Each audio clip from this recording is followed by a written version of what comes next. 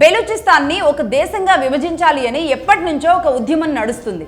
ఆ ఉద్యమానికి నాయకత్వం వహించే లిబరేషన్ నాయకుడు ఎవరైతే ఉంటారో ఆయన పేరు మహారాంగ్ బెలూచ్. ఆయన పేరు మహారాంగ్ బెలూచ్. ఆయన కుమారులు ఇద్దరిని కూడా పాకిస్తాన్ ఆర్మీ మాయం చేసేయడం జరిగింది.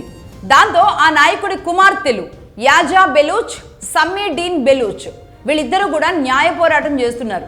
దేశం బయట నుంచి ఇమ్రాన్ కుమారులు న్యాయ పోరాటం చేస్తుంటే దేశం లోపలే బెలూచిస్తాన్లో ఉన్న మహారాంగ్ బెలూచ్ కుమార్తెలు ఇద్దరు కూడా బెలూచిస్తాన్ కోసం తన తండ్రి కోసం వాళ్ళిద్దరూ కూడా న్యాయ పోరాటం చేస్తున్న పరిస్థితి ఉంది. ఇదే బెలూచిస్తాన్ కోసం ఒక లేడీ యాక్టివిస్ట్, ఒక మహిళా యాక్టివిస్ట్ పనిచేస్తూ ఉన్నారు చాలా తీవ్రంగా. ఆవిడ పేరు కరీమా బెలూచ్. కరీమా బెలూచ్ చాలా తీవ్రంగా యాక్టివేట్గా అక్కడ పనిచేస్తున్నారు బెలూచిస్తాన్ కోసం అని తెలిసి ఆవిడని చంపడానికి బెలూచిస్తాన్లోనే మట్టు పెట్టడానికి ట్రై చేస్తే ఆవిడ ఒక రకంగా కెనడాలోకి వెళ్ళి తలదాచుకున్నారు.